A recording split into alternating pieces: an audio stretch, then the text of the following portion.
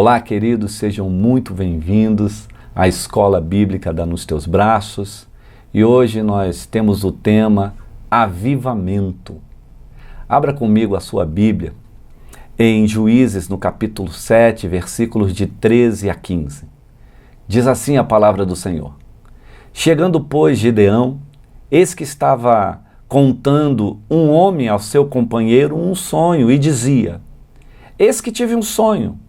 Eis que um pão de cevada torrado rodava pelo arraial dos midianitas, e chegava até a tenda, e a feriu, e caiu, e transtornou de cima para baixo, e ficou caída. E respondeu o seu companheiro e disse: Não é isto outra coisa, senão a espada de Gideão, filho de Joás, varão israelita.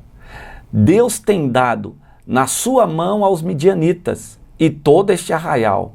E sucedeu que, ouvindo Gideão a narração deste sonho e a sua explicação, adorou. Voltou ao arraial de Israel e disse: Levantai-vos, porque o Senhor tem dado o arraial dos midianitas nas nossas mãos. Juízes capítulo 7, versículos de 13 a 15. Queridos, hoje eu queria falar um pouco sobre avivamento. Avivar é da vida, não é?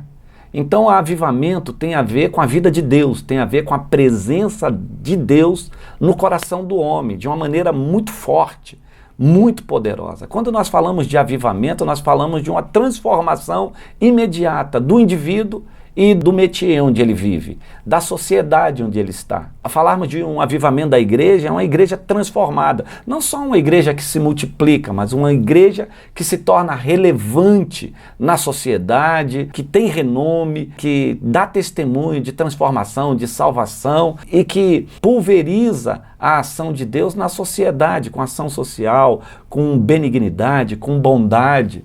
Então, quando Deus prepara um avivamento para uma igreja, para um povo, Ele está dizendo: vou chegar com a minha presença em vossos corações. E o que traz o avivamento? O avivamento traz temor de Deus, traz santidade e traz um profundo arrependimento. Quando a presença de Deus chega num lugar, você nem precisa falar muito sobre pecado, você nem precisa falar muito sobre arrependimento, porque as pessoas elas entram num processo de convencimento de sua miséria tão profundo que eles procuram a igreja, eles procuram a palavra, eles procuram pastores. Então nós já tivemos vários movimentos de avivamento durante os séculos pelo mundo inteiro. Há grandes profecias de que o Brasil vai ser o celeiro do grande avivamento mundial nesses últimos dias. Nós estamos esperando, mas pontualmente os avivamentos acontecem também. Às vezes você acha que Deus está distante no seu arraial, no lugar onde você está ou no seu país, mas Deus está movimentando em outro lugar, em outro país, em outro continente, porque o Espírito Santo nunca deixou de se movimentar nessa terra. Então nós queremos um avivamento, nós queremos um despertamento nacional, porque quando há um avivamento para um lugar, para uma igreja, a resposta disso é que o país ele passa por um grande despertamento nacional de santidade, de vida com Deus, a política melhora, a economia melhora. Então nós precisamos chamar Deus, orar a Deus, buscar a Deus para que haja um avivamento, principalmente nesse momento que nós estamos vivendo no nosso país, neste Brasil, com muitos conflitos, com divisões. A gente anda clamando a justiça de Deus, que ela seja impetrada neste país. Então vamos buscar, vamos orar para que Deus derrame uma grande porção de sua presença e trabalhe num grande avivamento em nosso país. E aí se alastre pelo mundo, para que o mundo saiba que Deus enviou Jesus, para que o mundo saiba quem é o Cristo. Amém? Então o avivamento traz temor, traz santidade, traz arrependimento. E todos nós gostaríamos, e gostamos, e queremos, e clamamos para que haja um grande avivamento, mais uma vez, no nosso país. E hoje eu trouxe o texto de Juízes, que fala da vida de Gideão. Gideão era um homem comum, um homem que estava escondendo a sua colheita, né? Porque era um tempo onde os midianitas, que era o exército que combatia Israel naquela época, e os midianitas, eles viviam da opressão do povo de Israel. O povo de Israel plantava, eles esperavam o tempo de colheita, quando chegava a colheita, eles subiam lá, levavam tudo embora, deixavam Israel na miséria e se deleitavam daquilo que Israel produzia. Nesse período, o Gideão, ele está escondido. Não só Gideão, todo o povo se escondia em cavernas, se escondia em lugares onde pudessem esconder também o fruto da sua lavoura, o fruto do seu trabalho, para que os midianitas não roubassem. Então um dia o Senhor se apresenta a Gideão, chama Gideão para um grande movimento de mudança, de transformação e de vitória. Então Gideão, ele vai, se levanta, Deus manda ele ir até o arraial dos midianitas. Ninguém tinha coragem de ir lá, mas um dia à noite, Gideão foi. Ele desceu ao arraial e chegou próximo a uma tenda, onde tinham 2 soldados conversando. E um dizia para o outro o seguinte: olha, eu tive um sonho essa noite. Um sonho estranho, eu vi um pão, o pão rodava sobre todo o arraial dos midianitas, sobre todos nós, e de repente esse pão, ele caía e destruía tudo, ele deixava o povo, todos nós, transtornados. Quando ele conversou, contou esse sonho ao amigo, o amigo falou assim: meu Deus, você sabe o que é isso? Isso é a espada de Gideão. O Senhor vai vir aqui, nós vamos ser destruídos por Israel, porque o Senhor vai levantar esse homem para destruir a gente. Eles estavam contando esse sonho dentro da tenda e o Gideão, ele estava ouvindo fora. Quando Gideão ouviu esse sonho e ouviu essa interpretação, o Gideão, ele foi tomado de poder, de revelação. Ele disse: isso é verdade. Deus me entregou esse povo nas mãos. Então, ali mesmo, o Gideão se prostrou e adorou.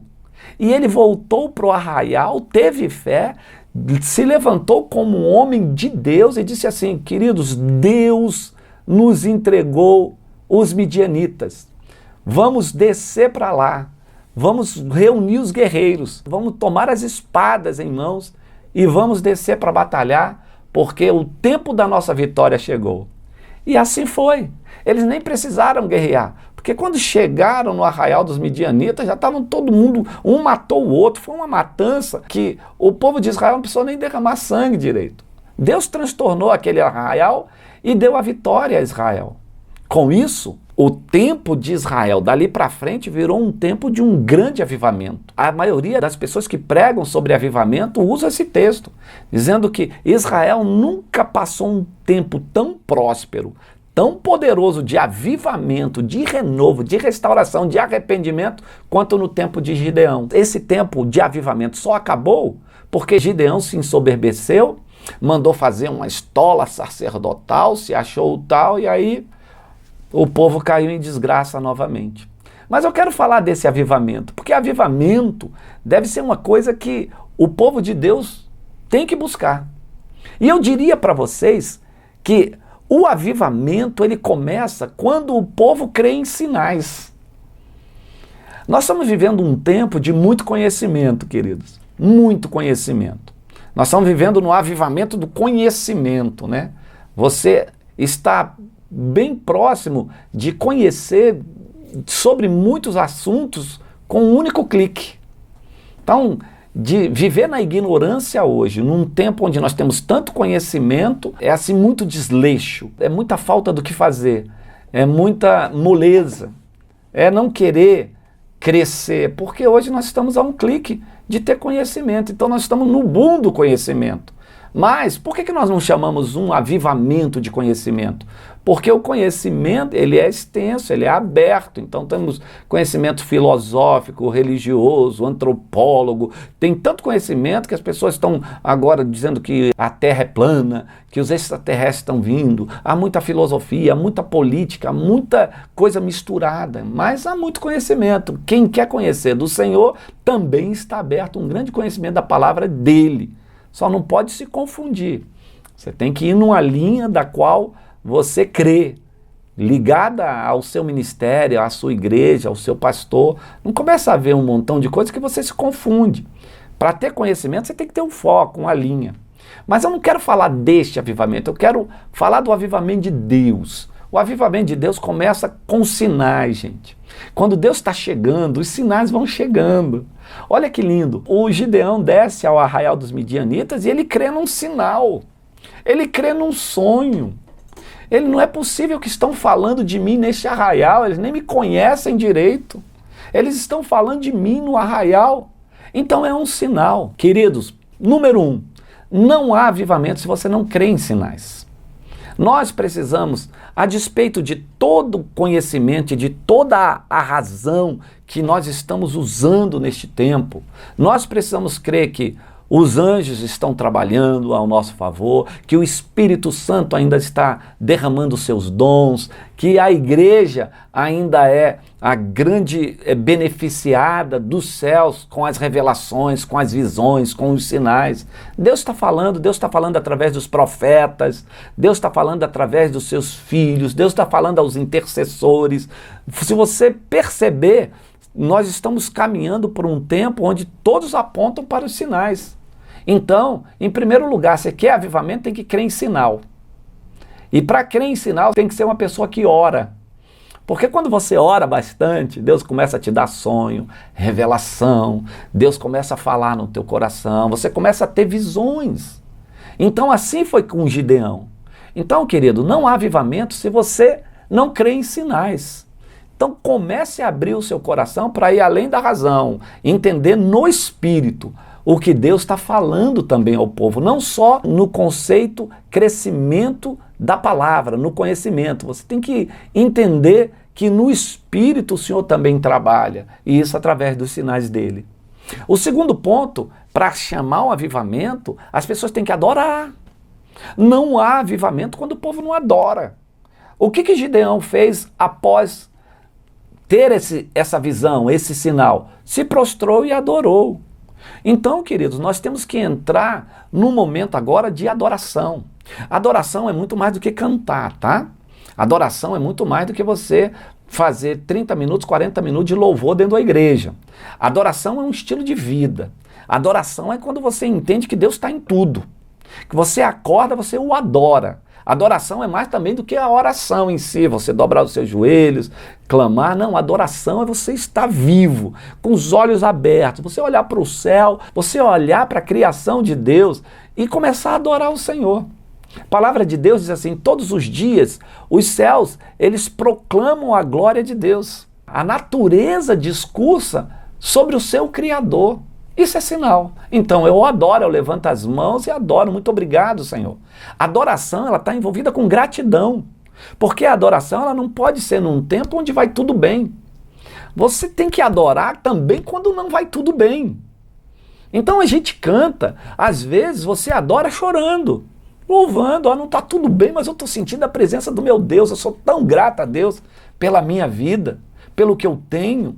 Sou grata a Deus pelas lições que eu tive quando eu tive perdas, porque na vida a gente tem que tirar lições. Então, queridos, não há avivamento quando não há adoração. Precisamos aprender a adorar. Outra coisa, não há avivamento quando o povo não obedece. Não vem o avivamento. Olha, o Gideão entendeu o sinal, ele adorou e agora ele vai até o povo dele, até Israel. E diz assim, gente, vamos descer. O Senhor já nos entregou os midianitas em nossas mãos. E o povo obedeceu, o povo creu.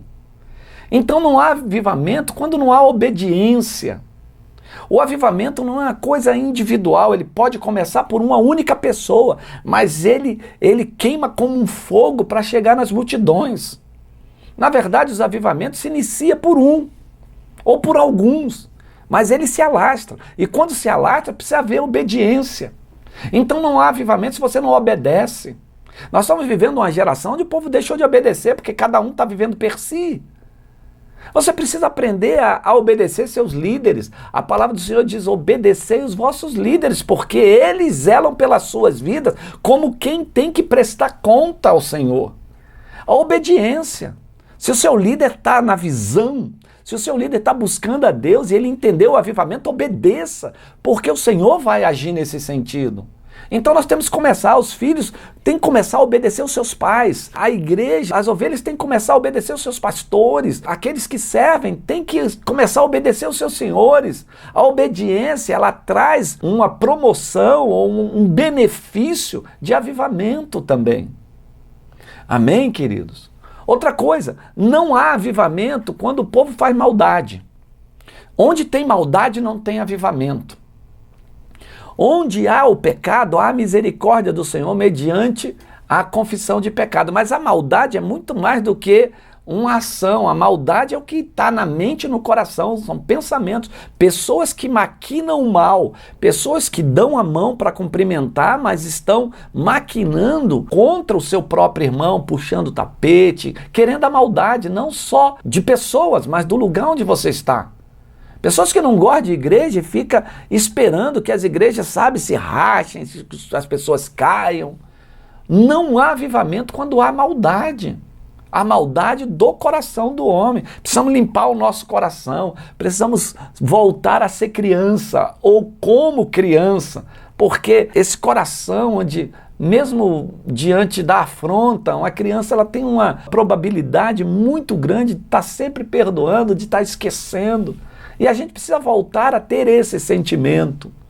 Gente, não há avivamento quando não fazemos renúncias. Se você deixa de renunciar a algo, o avivamento não vem. Nós precisamos entender que a proporção que Deus vai chegando, a urgência da obra de Deus é maior do que as coisas que estão no mundo. Chegou o tempo da gente começar a fazer renúncia. Pensar menos em nós mesmos, pensar menos no empoderamento, nos bilhões, nos milhões, nas casas, nessas coisas de termo pessoal. A gente tem que pensar no reino, num todo, e todas as vezes que a gente pensa no reino, a gente tem que fazer renúncia. Primeiro Deus, como a palavra do Senhor diz, buscar em primeiro lugar o meu reino e a minha justiça. E todas as outras coisas vos serão acrescentadas. Não significa que quando você fizer renúncia do mundo e dos prazeres e das coisas que lhe apraz e buscar a Deus, você vai ficar no deserto. Não, Deus vai acrescentando na sua vida. Mas o foco é Deus. Então precisamos aprender a fazer renúncias. A gente precisa se levantar para entender que Deus está convocando a gente para os últimos dias, para um grande avivamento. Então é necessário que você faça a renúncia. E o fazer renúncia é pensar menos em você, pensar no céu, no reino de Cristo, na igreja, no senhorio dele. Então se o povo não faz renúncia, o povo não vai ver avivamento. E por último, nessa questão de avivamento, o Senhor não traz avivamento quando o povo se esconde. Olha, o povo aqui na época de Gideão, eles se escondiam em caverna, com medo, porque o inimigo se levantou de uma tal maneira que eles viviam presos. Então agora chegou o tempo da gente ir colocar a nossa cara para fora. A gente ia à luta. Não há avivamento se o povo se esconde. Então chegou a hora, você está vendo um tempo onde as pessoas estão, as igrejas estão aparecendo, as pessoas estão indo à frente, a gente tem sido relevante no meio econômico, político. Precisamos ir à luta, a gente precisa se engajar com outros pastores, outras pessoas que convocam grandes jejuns, movimento de oração. Chegou a hora da nossa igreja, da sua igreja, seja o tamanho que ela for. Ela é relevante num todo, no contexto de avivamento. Vamos buscar o avivamento, em nome de Jesus. E como essa escola ela é direcionada para você, na sua casa, você pergunta assim, como que eu posso estar engajado no avivamento? Começa com você. Começa na sua casa, quando você buscar a presença de Deus, essa presença chegar, você já vai começar a pensar no reino, pensar nos seus filhos, pensar no seu marido, para que todos juntos busquem o Senhor, aí os cultos do lares vão voltar, aí aquele prazer em estar vivendo um tempo de louvor, de adoração, colocar mais louvor na sua casa, ler mais a Bíblia, buscar mais o Senhor, é isso que você deve fazer individualmente, porque o avivamento vai chegar, está chegando, pode ser através da sua vida, um despertamento em você, uma transformação em você, é assim que é. Mas, queridos, não devemos esquecer que quando estamos prontos para buscar o Senhor e quando nós começarmos a fazer isso com inteireza de coração e com toda a garra e graça dada pelo Espírito Santo, vai haver o contra-ataque. O contra-ataque vai existir. Não vamos esperar que o inimigo avance para a gente buscar o Senhor. Vamos buscar o Senhor e quando o inimigo chegar, nós estaremos preparados com as armas dos céus. Porque olha o que diz a palavra do Senhor em 2 Coríntios, capítulo 10, versículos de 4 a 6. Diz assim, porque as armas da nossa milícia não são carnais, mas sim poderosas em Deus para a destruição das fortalezas, destruindo os conselhos e toda a altivez que se levanta contra o conhecimento de Deus, e levando cativo todo o entendimento à obediência a Cristo, e estando prontos para vingar toda a desobediência, quando for cumprida a vossa obediência. Então, quando você obedece aqui, você vinga a desobediência. Obedeça você. E o Senhor está falando que as armas que Ele nos dá, quando o inimigo vem contra nós, são armas espirituais. Golias, quando vem contra nós com espadas e lanças, nós devemos ir até ele em nome do Senhor, com as armas que Deus nos deu. Olha, que armas são essas? Que armas são essas, querido? Primeira arma é a palavra. E eu digo que a palavra ela é tão poderosa que é uma arma de longo alcance. Já viu um míssil que é lançado num continente e ele consegue chegar no outro? Essas são as guerras que nós conhecemos de outrora, né? As guerras de arma nuclear, essas bombas todas, isso vai existir. Nas guerras isso vai se aprimorando, né? É uma arma de longo alcance. O país lança daqui e mata a gente à distância. E eu diria que essa arma é a palavra de Deus. A palavra de Deus ela tem um alcance tão poderoso que quando nós confessamos essa palavra aqui, ela alcança a nossa casa, alcança o outro lado do mundo. A palavra de Deus ela é rica, ela é poderosa, ela não para.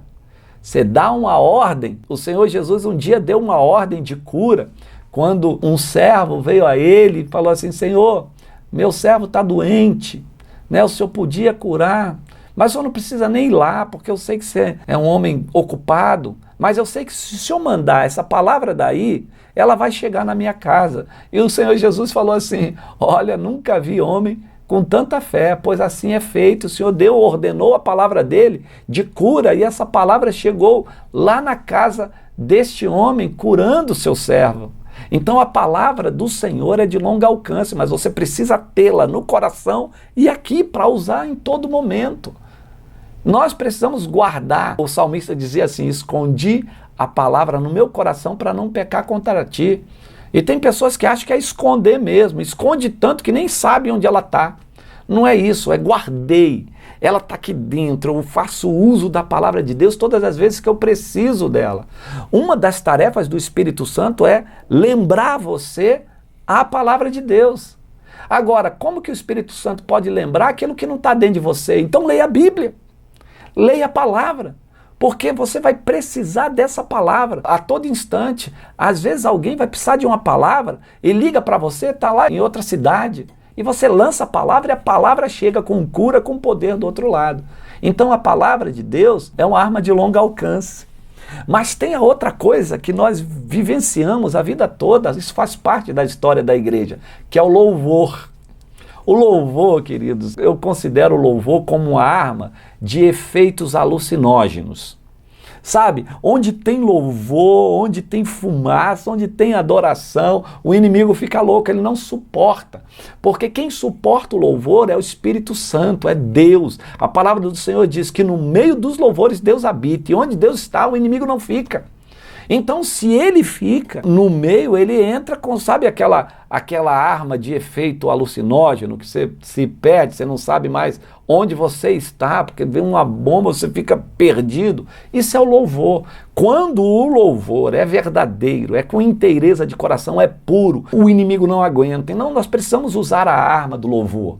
A arma do louvor é poderosa. Então, louve, meu irmão. Louve de manhã, de tarde, à noite. Ouça mais louvor do que qualquer outro tipo de música. E entre na música, entre na adoração, porque aí você vai estar não só exaltando o nome do Senhor, também tanto quanto explodindo o inferno. Em nome de Jesus. A outra arma, que é uma arma que eu diria que é uma arma explosiva, é o nome de Jesus. Ah, quando você profere o nome de Jesus, há uma explosão. Como assim? O nome de Jesus explodiu. Quando você usa o nome de Jesus, quando você está no meio de uma batalha. A palavra do Senhor é assim, tudo que pedires em meu nome, crendo recebereis. Esse é um detalhe da oração. É quando você pede alguma coisa para Deus, você usa o nome de Jesus, mas o nome de Jesus é muito mais poderoso. O nome de Jesus, aliás, é o nome mais poderoso do universo. O nome de Jesus é um nome que está acima de qualquer nome, está acima de qualquer principado, potestade, anjos. Então, quando você profere o nome de Jesus, você explode o lugar. Engraçado é que o Senhor deixou na lei para os judeus que eles não deveriam lançar o nome de Deus em vão. Então, se você não sabe, os judeus não proferem o nome Deus. As letras, né, que estão contidas na palavra Yahvé, Jeová, eles não proferem. Porque isso estaria para eles no sentido de levar o nome de Deus em vão. Mas com Jesus é tudo diferente. Jesus, ele fez o contrário, ele usa o meu nome. Com o meu nome você vai receber a sua bênção. No meu nome está a tua vitória. Então, nós proferimos o nome do Senhor Jesus Cristo quando nós precisamos dele e nós o adoramos citando o nome dele, nós levantamos as mãos glorificando o nome de Jesus. E assim, o nome de Jesus é uma arma explosiva. Quando o inimigo se levantar, sabe como você expulsa um demônio?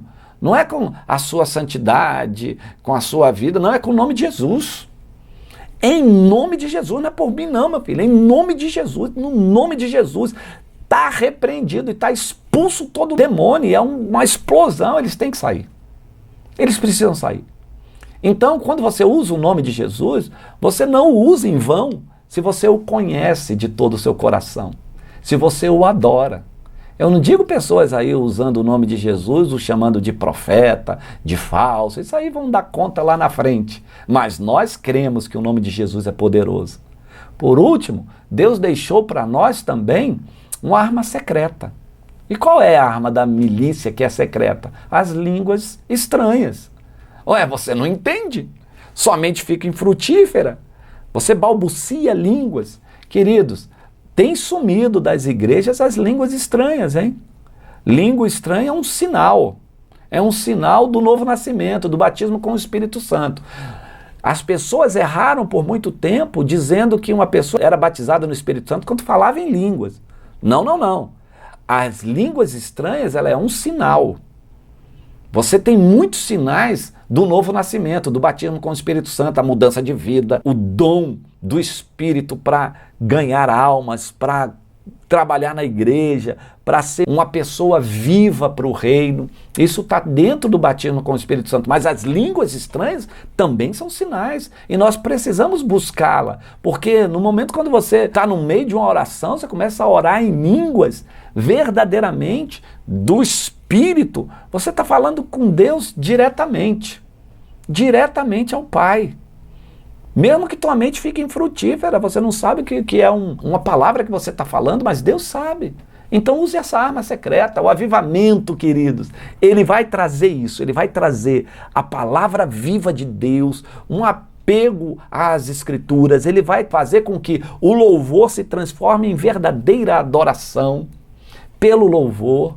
Não é a pessoa que vai lá, ouve uma música, se emociona, chora e continua a viver dissolutamente aí no mundo. Não, a adoração vai te trazer um estilo de vida tão poderoso através do louvor que você vai sair da igreja, você vai continuar contando testemunhos, você vai sonhar, você vai ter sinais. Amém? E o nome de Jesus é poderoso. Suas orações têm que estar contido o nome de Jesus. Use o nome de Jesus, clame pelo nome de Jesus, que é uma arma explosiva. E no final, peça a Deus para você também ser cheio do Espírito, comece a transbordar em outras línguas, porque também é uma arma secreta. E assim o avivamento chega.